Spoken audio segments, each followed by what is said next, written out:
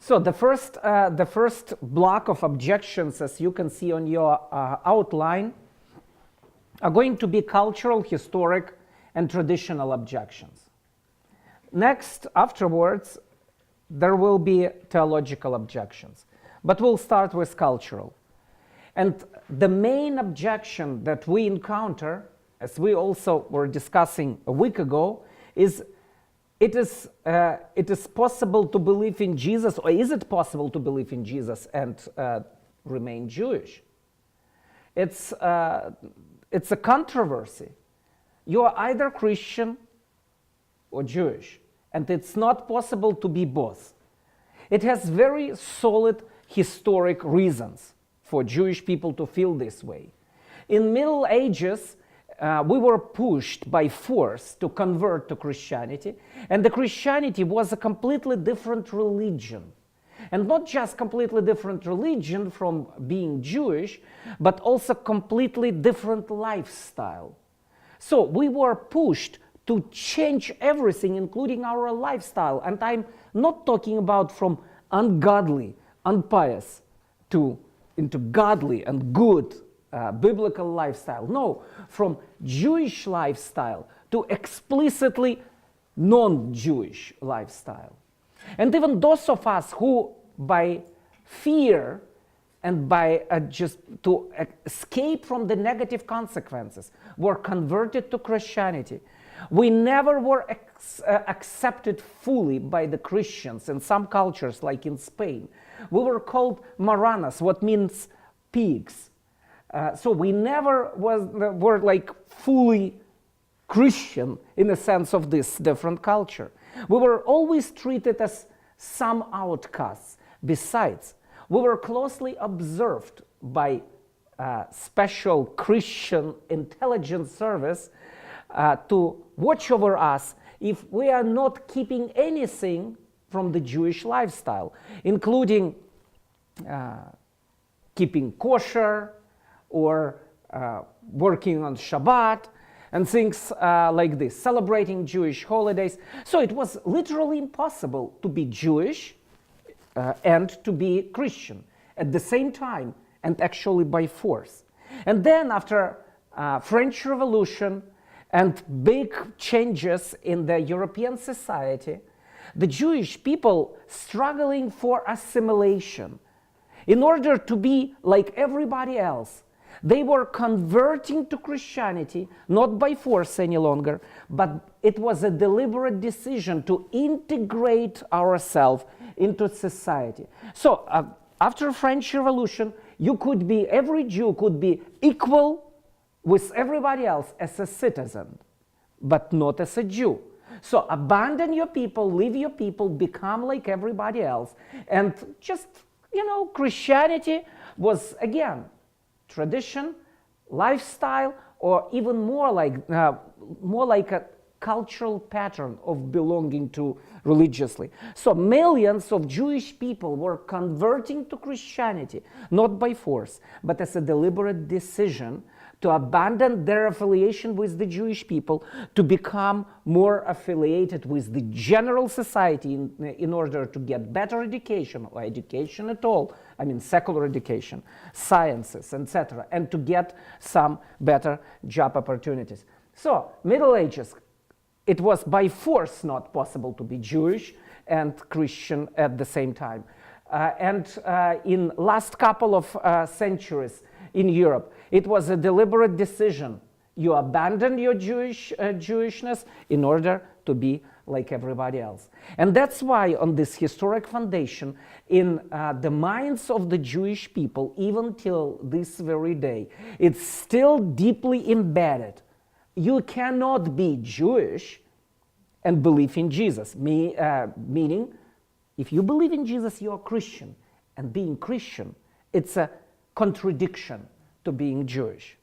So that's why we face this very significant objection. If you believe in Jesus, you cannot be Jewish. You abandon that all. You cannot be both. How would we encounter or how would we react to this objection? Last Thursday, so a week ago, we were talking that being Jewish is an ethical belonging. It's more by birth.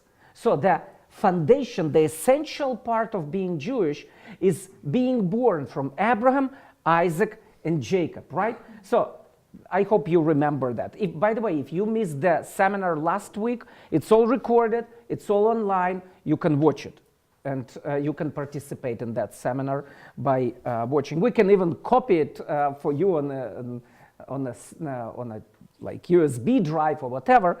But if you missed last week's seminar, you missed something good, but not entirely. You can watch it.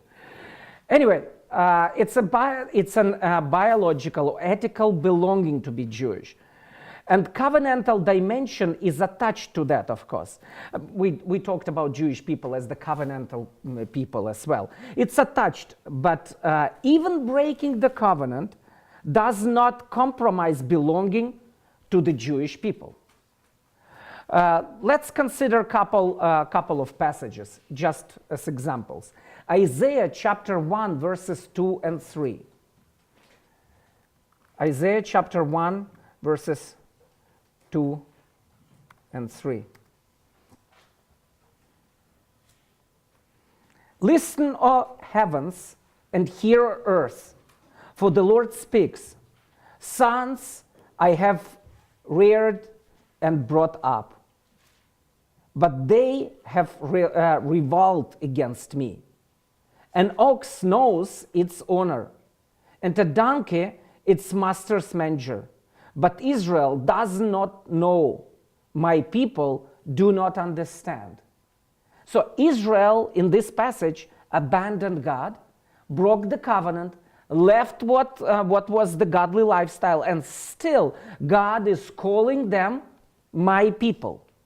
If you remember last week, the covenantal relationship, God calls the people of Israel my people. And it's, according to passages like this passage from Isaiah, it's done disregarding of the faithfulness of the Jewish people.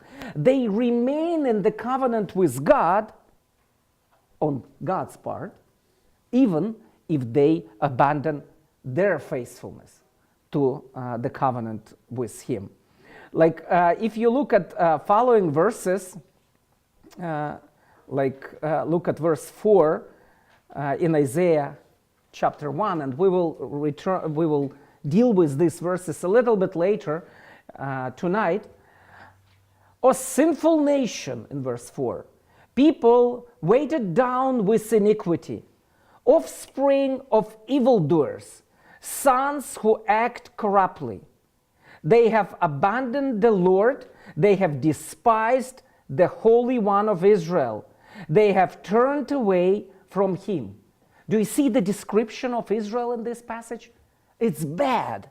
It's very bad. These people like nasty to God. They treat God poorly. They treat Him evil. And still, they're my people in God's description.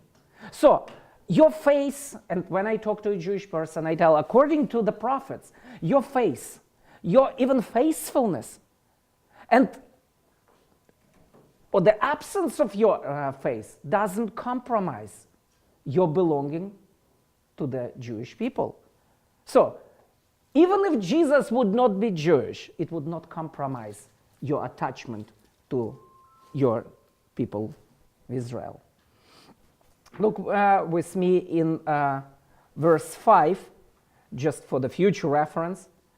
Where will you be stricken again?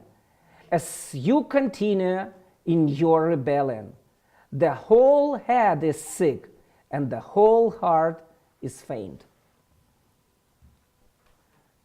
Also, if you would, please turn to Isaiah 41, verse 8.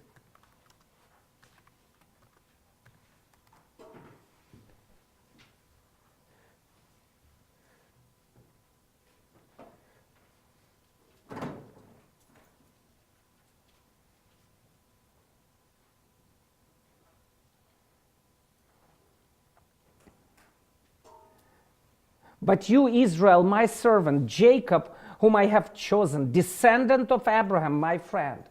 And it's written in the context where God is also rebuking the Jewish people. They still call the people of Israel, my servant, Jacob, whom I have chosen, descendants of Abraham, my friend. So the descendants from Abraham, Isaac, and Jacob has its significant disregarding of the questions of obedience. How much more, if it's true, actually, if disregarding of your faithfulness or your belief in Tanakh, in the old times and in the present, if you still remain Jewish, if the people of Israel remain the people of Israel, even in case of their strong disobedience, how much more it is true for somebody who believes that Jesus is the Jewish Messiah, who follows Jesus as the Jewish Messiah. Some other examples, and if you read the Old Testament Tanakh carefully, you could notice these passages. The kings of Israel, they were sort of like, in many cases, pagan. They were syncretists. They believed in many gods. Even Solomon worshipped many gods in certain periods of certain season of his life. And still nobody would say Solomon was not Jewish because he was worshipping some other gods or abandoned the God of Israel, as well as other kings. So the fact is, the biblical fact is, the kings, the pagan kings, were still Jewish. The Jewish people who abandoned God were still the people of Israel. If somebody follows the Messiah of Israel, Yeshua, Jesus, how much more he could be considered Jewish? In Romans chapter 11, verse 1, we read that the Apostle Paul, and I can use it also talking to Jewish people. Apostle Paul says, I am Jewish, so please take a note of this passage, Romans 11:1. I'm also like a Hebrew people, so I belong to these people. The Apostle Paul, he was never ashamed to show and proclaim his belonging to the Jewish people. And the Apostle Paul, by the way, among even educated Jewish people today, is still considered as a bad one. Because Jesus, okay, he was a good Jew. But then the Apostle Paul, he perverted everything. So the Apostle Paul considered as a bad Jew if you would read like even Jewish encyclopedias or sort of like Jewish lexicons in this regard at times. So if you are Jewish, your Jewishness is not compromised by your belief or disbelief. If Jesus is Jewish Messiah, it doesn't compromise your belonging to the people of Israel.